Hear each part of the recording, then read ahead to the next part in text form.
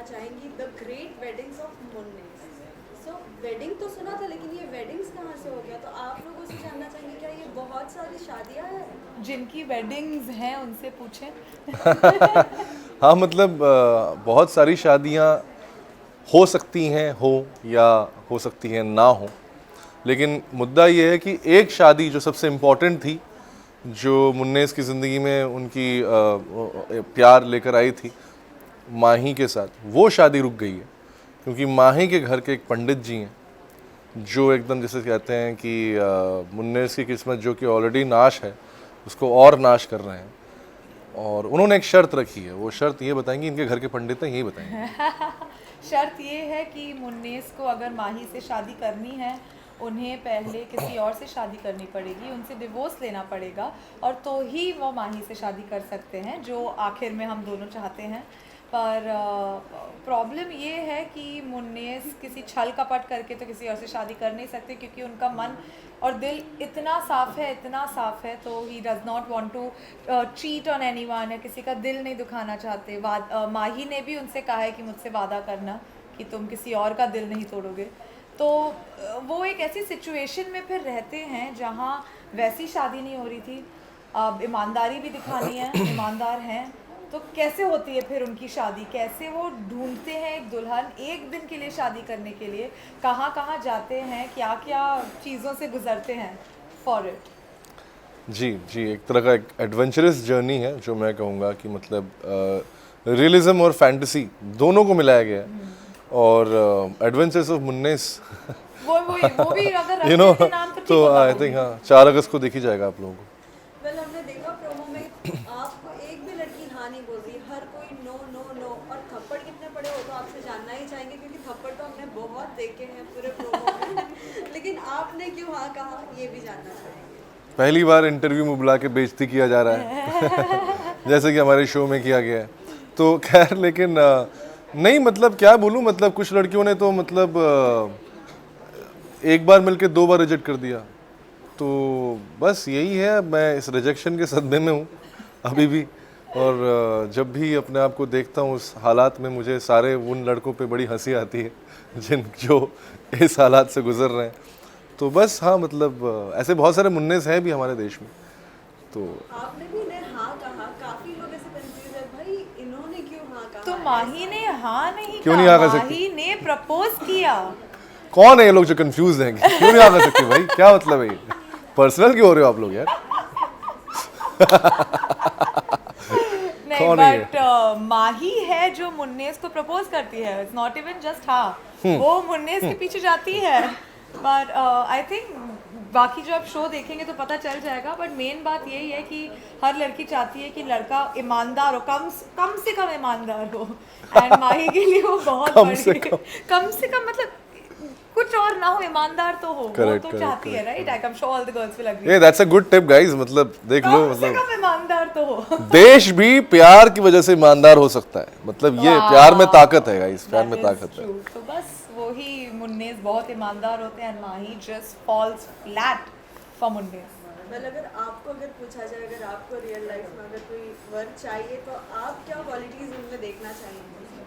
कि एक्चुअली जो ईमानदार हो, मैं दिल से बोल रही हूँ कि सच बोले, ईमानदार हो।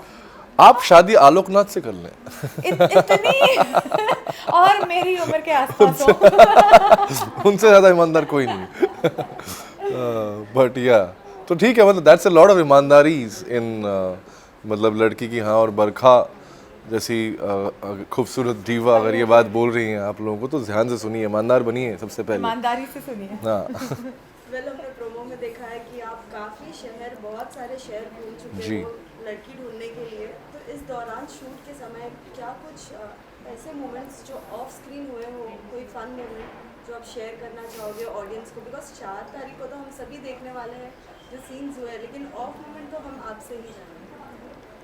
ये ऐसे तो बहुत सारे मतलब रोज ही कुछ ना कुछ होता था। देखिए सच बात तो ये, मैं आपको सच बता रहा हूँ, देखिए इतने सारे एक्टर्स हैं तो कुछ ना कुछ कोई ना कोई करता ही रहता था। तो मतलब हम किसी ना किसी कोई ना कोई एक कारण होता था जिसकी वजह से हम हंस रहे हो, चाहे उनको कुछ प्रॉब्लम हो रही हो, चाहे वो इम्प्रोवाइज करने की कोशिश कर रहे हो, कोई उनकी बात सुन नहीं रहा हो। तो ऐसी भी चीज़ें होती है ना, जब एक्टर्स बहुत सारे काम करते हैं तो कोई डायलॉग बोलता है, नहीं नहीं मैं नहीं बोलूँगा, अच्छा वो अब सीनियर एक्टर्स जो हैं आपस में कुछ भिड़ रहे हैं, या जूनियर एक्टर्स खड़े होकर मजे ले रहे हैं कि हाँ हाँ हाँ। तो ये सब चीज़ें जो है ना, ये एक्चुअली में होता है, और होता है हर जगह होता है ऑब्वियसली। तो मुझे लगता है कि ये हमारे सेट पे बहुत कुछ था, और ऑब्वियसली सारे बहुत खतरनाक एक्टर्स थे।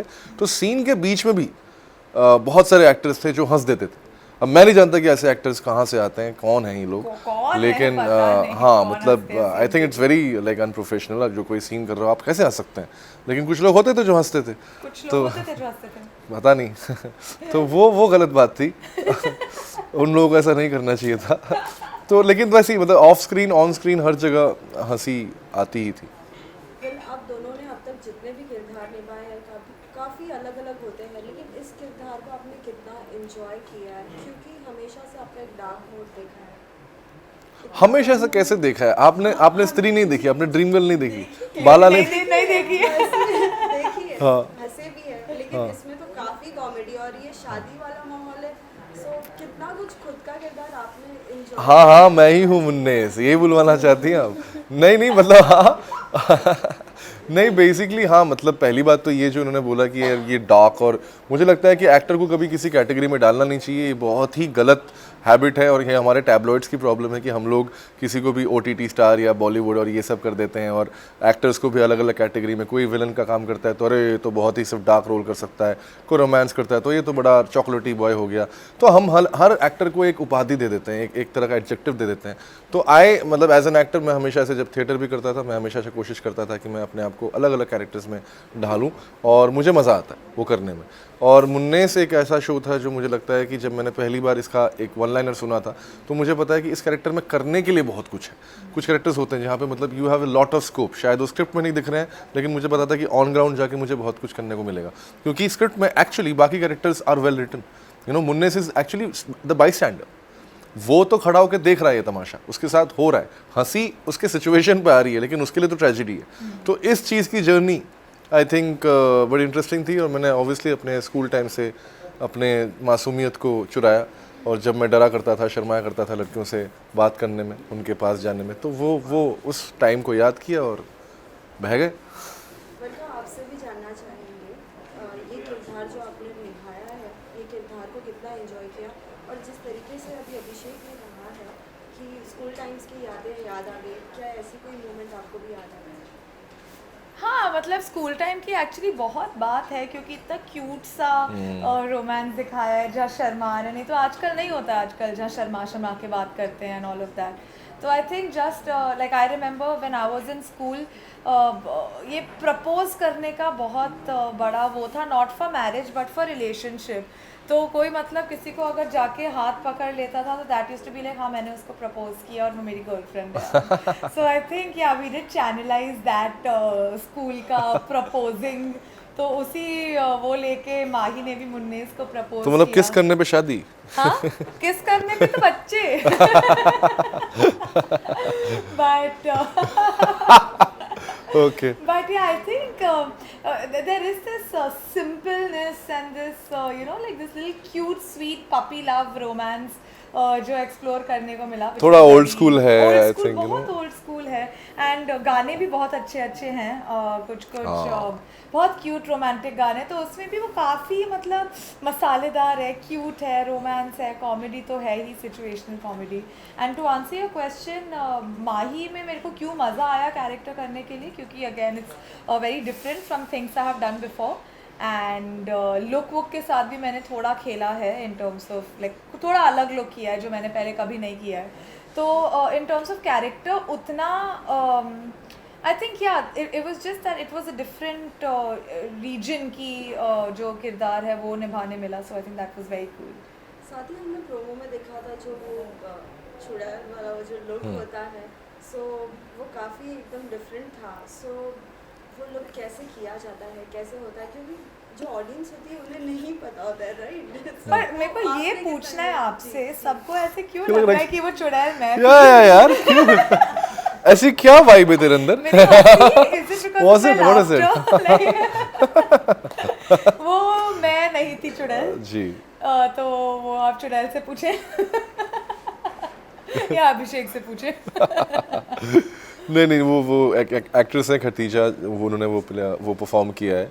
नहीं वो कैसे करते हैं और क्या करते हैं, एक्टर तो अपने हिसाब से जो कर देता है, लेकिन जो वीएफएक्स पे होता है वो मैजिक है। और वो सच बताऊँ मेरे लिए भी मैजिक ही है। मैं भी जब देखता हूँ मैं भी पूछता रहता हूँ ये कैसे हो जाएगा, ऐसे कैसे चढ़ जाएगा ऊपर, ऐसे दीवार पे कैसे चली जाएगी, लेकिन वो होता है। और वो चीज़ें जब बाद में आप एडिट पे देखते हो लगता है कि अरे हाँ यार, जो चीज़ हमें शायद उस टाइम नहीं लग रही थी या कन्विंस नहीं थे। और ये भी है कि अभी अभी इंडस्ट्री में आए हैं, अभी अभी शूटिंग करना शुरू किया है, तो मतलब बहुत सारी ऐसी चीज़ें हैं, टेक्निकल चीज़ें जो हमें अभी भी एक्सप्लोर कर रहे हैं सेट्स पे जाके। तो जब भी जाते हैं तो हम भी आपकी तरह अचंभित होते हैं कि यार ये हो क्या रहा है, मतलब ये कैसे हो जाएगा। अच्छा बहुत बार तो ऐसा होता है कि मैं नकली फूल को देख के निहारता रहता हूँ कि वाह वाह आज बड़ा अच्छा दिन है यार, बड़ा सुंदर सुंदर फूल है, फिर कोई दोपहर में निकाल के लेके जाता है। या फिर सेटिंग की चेयर पे बैठते हैं, पता नहीं होता कि वो टूटने वाली हाँ होती है और टूट फिर जाती है, गिर जाते हैं, पड़ जाते हैं। तो पता नहीं कैसे कैसे लोग हैं। साथ ही आज आप लोगों ने जिस तरीके से पूरा प्रमोशन किया है, हमने देखा जी। मेट्रो से ट्रैवल करना, जी। क्या आपको आपकी शादी वाले दिन याद आए थे जिस तरीके से आप घोड़ी नहीं मैं घोड़ी पे कभी नहीं चढ़ा एक्चुअली। नहीं मैं एकदम मैं बड़ा ये क्योंकि कल्चर है नहीं, बंगाल में भी नहीं है और साउथ में जो हमसे टीना है मैंगलोर वहाँ पे भी नहीं है, तो मैं कभी इस वाले स्पेस में गया ही नहीं। तो इनफैक्ट मुझे बड़ा मज़ा आया क्योंकि मुझे लगा चलो ये जो कभी नहीं चढ़े थे चढ़ गए और नाच भी लिया और बारात भी चल रही है और वो भी एकदम खुले आम लोगों के सामने। एक्चुअली ये बड़ा मैं ऑनेस्टली बताऊं तो मैं काफ़ी नर्वस था, मुझे पता नहीं था कि मैं कैसे रिएक्ट करने वाला हूँ पब्लिक में, सड़क पे ऐसे जाकर, metro station, it's a very public place. पर सच बताऊं पूरे आई थिंक ऑर्गेनाइजर्स को भी बहुत क्रेडिट जाता है, they did it very very smoothly. But जो एक्सपीरियंस था वो बड़ा अच्छा था क्योंकि जब रियल ऑडियंस से आप इंटरेक्ट करते हो वो जो मज़ा है वो शायद कभी भी कोई चीज़ जो बना के की जाती है उसमें नहीं है। सो या आई मीन आई थिंक जो लोग थे उन्होंने भी बहुत अच्छे से प्ले अलोंग किया। Correct. जो रेगुलर जनता थी कुछ वो भी बोल रही थी हाँ मैं करूंगी ना शादी। और एक अंकल को मैंने बोला अंकल आपकी बेटी है, कहता हाँ है, शादी कराओगे? नहीं। तो सब मुझे इतनी रिजेक्शंस मिली रियल लाइफ में आज कि मुझे समझ में आया कोई फायदा नहीं है भैया, मतलब अभी देखिए। And response was also actually very good जो हम कर रहे थे, जितना हमने टेकन इनटू अकाउंट नहीं किया था, मतलब और लोग आके बोल रहे थे कि अच्छा क्या है क्या हो रहा है। So I think it was a very fun. और जब मेट्रो के अंदर गए थे तो लड़कियां भाग रही थी, मैंने देखा। हाँ एक्चुअली ये हुआ था, हम मेट्रो के डब्बे के अंदर घुसे तो यहाँ लड़कियां खड़ी थी, वो आगे चली गई, हम थोड़े आगे आए वो अगले कंपार्टमेंट में चली गई। तो रिजेक्शन तो छोड़िए, भाग रही हैं लड़कियां, ये हालात है बताइए। Any best moment while doing this whole web series which you like to do again? Again? Like to do again? अरे बाप रे, ऐसा कौन सा सीन है यार? Oh God, it's very difficult ना कि ऐसे बहुत सारे, हाँ like to how do you pick one from, बहुत सारे ऐसे सीन्स हैं यार जो मतलब बहुत मज़ेदार थे और मज़ा आया करने में।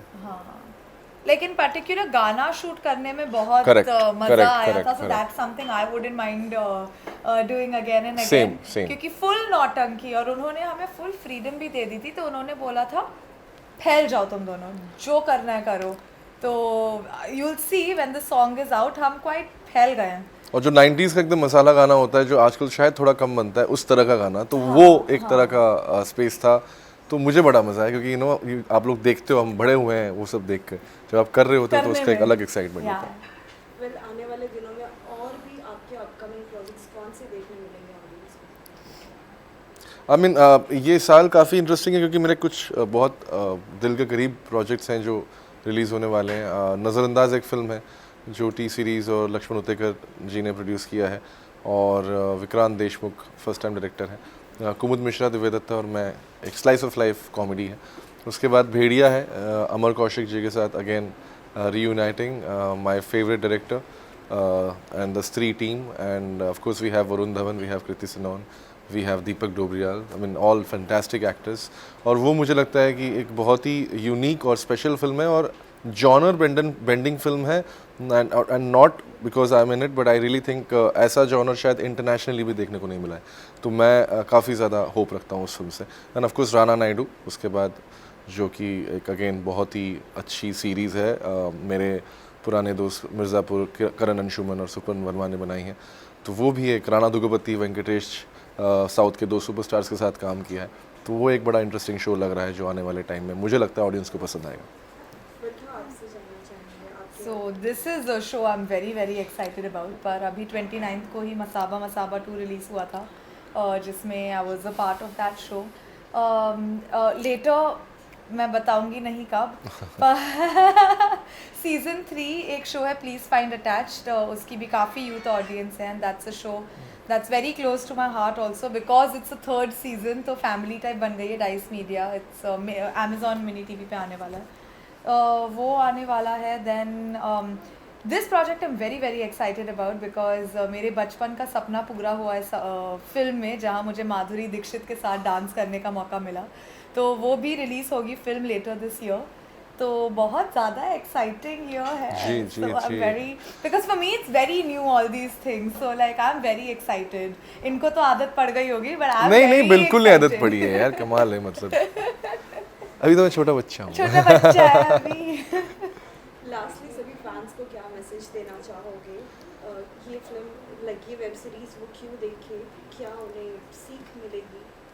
हाँ बिल्कुल मिलेगी यार। वैसे भी बहुत मारकाट देख ली, थोड़ा सा कॉमेडी वॉमेडी देखो, घर वालों के साथ देखो। ये बड़ी कंप्लेन आती है कि बहुत बार ये बोला जाता है कि यार हम फैमिली के साथ नहीं देख पाते हैं वेब सीरीज़, क्योंकि उसमें कुछ शायद ऐसा कंटेंट होता है जो आप कंफर्टेबल नहीं है। ये एकदम कंफर्टेबल कंटेंट है, दादी के साथ भी देख सकते किसी हैं। के साथ भी देखिए। मतलब कह रहा हूँ कि इतना और सिंपल कॉमेडी है, जिसे कहते हैं कि और सिंपल तरीके से बहुत सारी सोशल मैसेजेस जो हैं हमने एपिसोड्स में दिया है।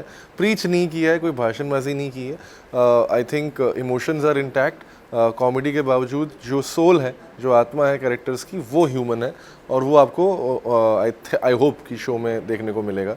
तो ज़रूर देखिए ग्रेट वेडिंग्स ऑफ मुन्नेस 4 अगस्त को अपने नज़दीकी टीवीज़ पे वूट सेलेक्ट पर। Thank you. Thank you thank you so much.